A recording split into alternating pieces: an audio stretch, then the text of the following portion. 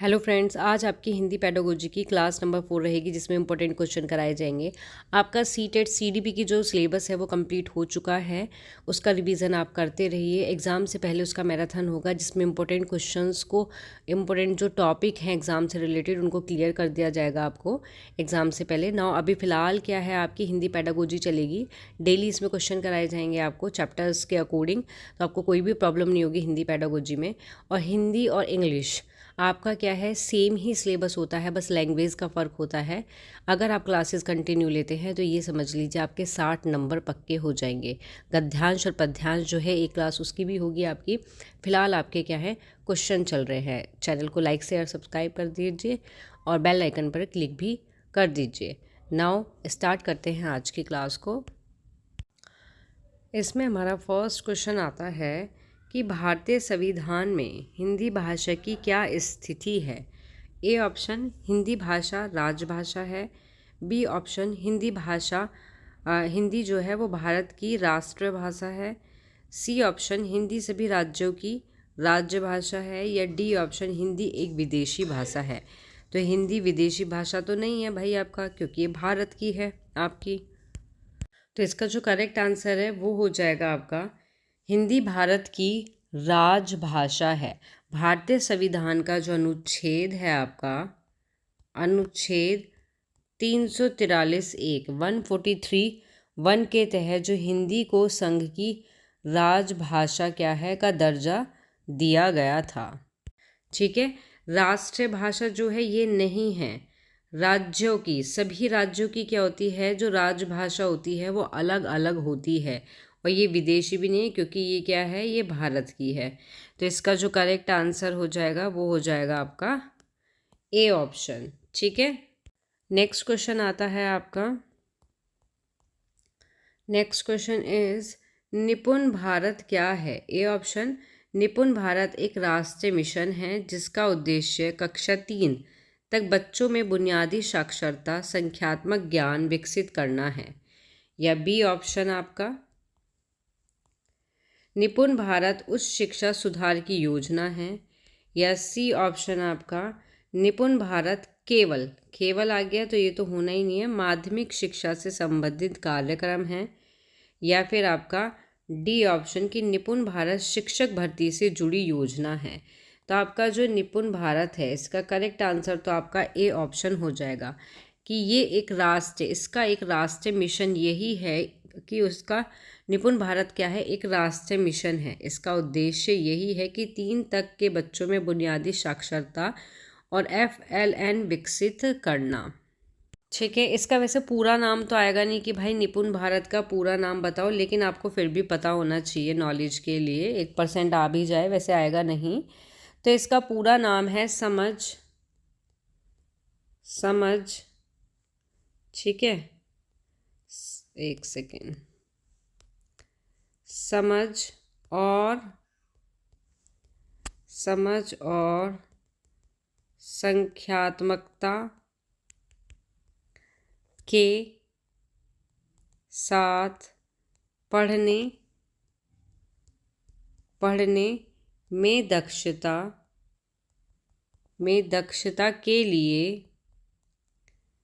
के लिए राष्ट्रीय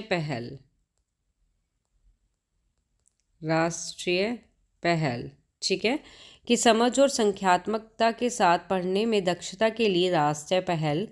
आपका इसका क्या है, पूरा नाम है इस मिशन का NIPUN, क्या है आपका, NIPUN भारत। ठीक है, तो ये क्या, और इसकी जो समय सीमा है, निपुण भारत की जो समय सीमा है वो 2026 से 2027 तक कक्षा 3 के अंत तक सभी बच्चों को दक्ष बनाना है। ठीक है, नाउ नेक्स्ट क्वेश्चन आता है।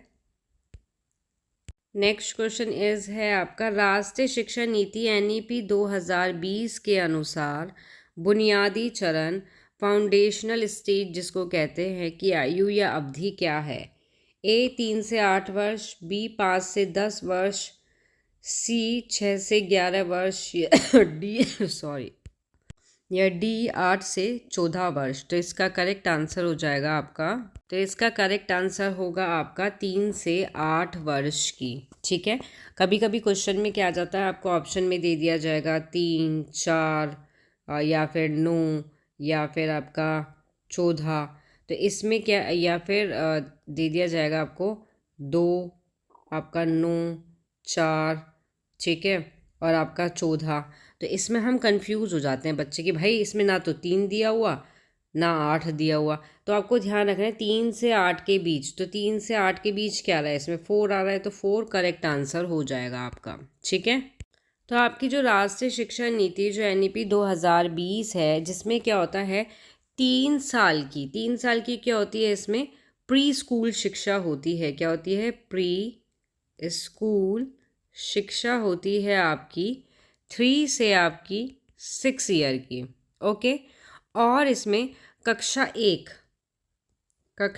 1 से 1 और 2, ठीक है, 2 ये होती है 6 to 8 वर्ष पर आधारित है या शामिल होते हैं इसमें, जिसका उद्देश्य ये होता है कि बच्चों को खेल आधारित जो शिक्षा है उसके माध्यम से एक मजबूत आधार देना इसमें। ठीक है, कह सकते हैं कि इसकी जो कुल अवधि होती है, क्या चीज़ आपकी कुल जो अवधि है वो है इसकी 5 वर्ष।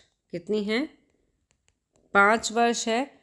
आयु वर्ग कितना है इसका, आयु वर्ग की बात करें जो क्वेश्चन में भी पूछा गया है, तो वो है 3 से 8 वर्ष का। शामिल क्या होता है, वही 3 से 6 आपका, और 6 to 8 ये प्री के लिए हो गया आपका, और ये हो गया फर्स्ट और सेकंड क्लास के लिए आपका। और NEP 2020 की जो संरचना है वो है आपकी 5+3+3+4 जो है ये इसकी क्या है, संरचना है आपकी। ठीक है, क्लियर हो गया ये आपको। नाउ नेक्स्ट क्वेश्चन आता है, निम्नलिखित में से कौन सा स्रोत बच्चे में भाषा विकास का स्रोत है। A सामाजिक परिवेश, B जन्मजात शारीरिक बनावट, D केवल अनुवांशिकता। तो केवल अनुवांशिकता तो नहीं होती, इन्वायरमेंट अनुवांशिकता दोनों होती हैं। आपका D विद्यालय की इमारत। तो इसका करेक्ट आंसर होगा आपका, इसका आंसर आपका हो जाएगा सामाजिक परिवेश। ठीक है, क्योंकि बच्चों का जो भाषा का विकास है वो मुख्य रूप से उसके जो सामाजिक परिवेश होते हैं, ठीक है, या फिर परिवार होता है जैसे कहते हैं, या फिर आपके साथी होते हैं जिसको हम मित्र भी कहते हैं, साथियाँ, ठीक है, और या फिर हमारा आस पड़ोस जो होता है, ठीक है, आस पास से होने वाली जो बातचीत से होता है। ठीक है, तो इसमें आज सुनना, बोलना, संवाद, भाषा सीखने के प्रमुख स्रोत होते हैं आपके। क्लियर। नेक्स्ट क्वेश्चन आता है, नेक्स्ट क्वेश्चन इज है कि सभी भाषा में नियम की एक व्यवस्था होती है जो बोलने वालों को शब्दों को जोड़ने में सहायता करती है। नियम की यह व्यवस्था क्या कहलाती है। व्याकरण, गलत, व्याकरण ये क्या आ गया, सॉरी, शब्दावली, उच्चारण या फिर लिपि। तो इसका करेक्ट आंसर हो जाएगा आपका, तो इसका जो करेक्ट आंसर है वो हो जाएगा आपका ग्रामर। ठीक है, क्या हो जाएगा, ग्रामर हो जाएगा, मीन्स आपका व्याकरण हो जाएगा, क्योंकि ये क्या होती है, ये एक नियमबद्ध प्रणाली होती है। कैसी, नियमबद्ध क्या है, प्रणाली। ठीक है, जो बताती है कि किसी भी भाषा में, कोई भी XYZ कोई भी भाषा हो, उसमें शब्दों को कैसे व्यवस्थित किया जाता है या कैसे व्यवस्थित किया जाए ताकि सार्थक वाक्य जो हैं वो बन सके, जिसमें क्या होता है आपका शब्द क्रम्स होते हैं, जैसे मीन्स आपके जो टेंस होते हैं, कर्ता क्रिया होती है, काल होते हैं, इन सब का मेल जो होता है वो शामिल होता है। जबकि अगर हम यहाँ बात करते हैं शब्दावली, जिसको हम कहते हैं वोकेबलरी, ठीक है, तो ये किसी भाषा के शब्द को का संग्रह होता है। ये नियम जो है वो नहीं होता, ये क्या है, नियम नहीं है, जब नियम नहीं है। जबकि व्याकरण क्या है, एक नियमबद्ध प्रणाली है। ठीक है, इसी तरीके से आता है उच्चारण, जिसको हम कहते हैं प्रोनंसिएशन, क्या कहते हैं, प्रोनंसिएशन। इट मीन्स ये शब्दों को बोलने का तरीका है जिसमें अपने नियम होते हैं, लेकिन ये भाषा की मूल व्यवस्था नहीं है। ठीक है, भाषा की मूल व्यवस्था ये नहीं होती। इसी तरीके से है आपका लिपि, कि लिपि क्या है, ये स्क्रिप्ट है एक तरह से, स्क्रिप्ट। ठीक है, जिसको ऑर्थोग्राफी भी कहते हैं, कि ये ध्वनि को लिखने के लिए उपयोग की जाने वाली, जैसे आपकी देवनागरी हो गई। ठीक है, क्या हो गई, देवनागरी का सिस्टम है। व्याकरण भाषा के उपयोग को नियंत्रित करता है। तो व्यवस्था क्या है, एक नियमबद्ध प्रणाली क्या है, वो क्या है, व्याकरण। करेक्ट आंसर ए ऑप्शन हो जाएगा आपका। ठीक है, नेक्स्ट क्वेश्चन आता है, भाषा के बारे में निम्नलिखित में से कौन सा कथन सही नहीं है। भाषा केवल लिखित रूप में प्रयोग होती है, केवल। भाषा विचार और भावों की अभिव्यक्ति का माध्यम है, यस। तो भाषा से विचार, भावनाएं हैं, उनको अभिव्यक्त कर सकते हैं, ये एक साधन है उसका। सी ऑप्शन आता है, भाषा सामाजिक संपर्क संप्रेषण का साधन है। तो ये भी करेक्ट है, क्योंकि भाषा जो है कम्युनिकेशन का एक साधन होती है। डी, भाषा अपने नियम और संरचना होते हैं, यस होते हैं। तो इसमें क्वेश्चन में है कि नहीं है, ये सारे तो पॉइंट सही हैं। इनकरेक्ट कौन सा हुआ, ए ऑप्शन। तो करेक्ट आंसर भी क्या हुआ, ए ऑप्शन, क्योंकि इसमें आ रहा है केवल।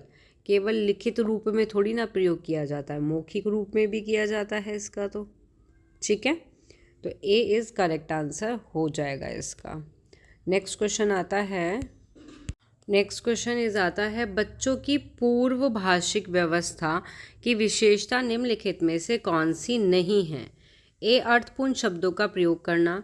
बी, रोना और आवाज़ निकालना। सी, बबलिंग या बा मामा जैसी ध्वनि करना। या डी, हाव भाव और संकेत का प्रयोग। आपका आता है यहाँ पे पूर्व भाषिक व्यवस्था। ठीक है, नहीं है, ध्यान देना है आपको, क्योंकि जो आपकी पूर्व भाषिक अवस्था होती है, तो सबसे पहले तो आपको पूर्व भाषिक अवस्था के बारे में पता होना चाहिए कि ये होता क्या है। ये भाषा विकास का क्या है, प्रारंभिक चरण होता है। प्रारंभ का क्या है, चरण। प्रारंभ का चरण होता है जो बच्चों के शब्द का प्रयोग करने से पहले आता है। मीन्स बच्चा शब्दों का प्रयोग करता है, उससे पहले आता है। तो फर्स्ट ऑप्शन में लिखा है कि अर्थ शब्दों का प्रयोग करना। तो इस पूर्व भाषिक क्या होती है अवस्था, कि शब्दों का यूज़ करने से पहले जो आता है। तो शब्दों का प्रयोग का अर्थपूर्ण जो है, अर्थपूर्ण शब्दों का प्रयोग तो वो कर ही नहीं सकता, क्योंकि शब्दों से पहले आती है आपकी पूर्व भाषिक, है ना। तो यही आपका क्या हो गया, इनकरेक्ट आंसर हो गया पूर्व भाषिक के अकॉर्डिंग। ठीक है, पूर्व भाषिक के अकॉर्डिंग क्या हो गया, ये गलत हो गया। तो आंसर क्या हो गया आपका, ए ऑप्शन। क्यों, क्योंकि जो पूर्व भाषिक अवस्था होती है वो, इसमें बच्चा शब्द का यूज़ नहीं करता, रोने की आवाज़ निकालता है, बबलिंग करता है, जैसे बाबा मामा, हाव भाव संकेत करता है, तरह तरह के मुंह बनाता है, ये आता है पूर्व भाषिक अवस्था में। तो ये ऑप्शन करेक्ट हैं आपके क्वेश्चन के अकॉर्डिंग। जो आंसर है वो है आपका ए ऑप्शन।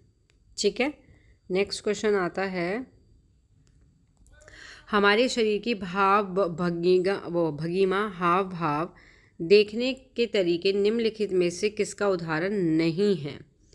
ए, मौखिक विचार वाचिक व्यवस्था का। बी, शारीरिक भाषा का। डी, अशाब्दिक संप्रेषण का। या डी, संकेतात्मक भाषा का। करेक्ट आंसर होगा, आंसर आ जाएगा आपका मौखिक भाषा का, क्योंकि भाव जो आपका भाव है, भाव भंगिमा है, जो आपका हाव भाव है, देखने का तरीका है, ये अशाब्दिक और शाब्दिक भाषा के अंतर्गत आता है।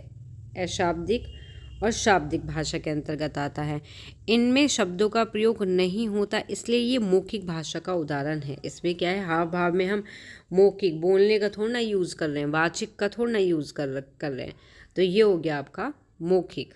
ठीक है, क्योंकि क्वेश्चन में पूछा है नहीं, इसलिए। नाउ नेक्स्ट क्वेश्चन आता है, नेक्स्ट क्वेश्चन इज है आपका, यह दृष्टिकोण की भाषा हमारे विचार को आकार देती है।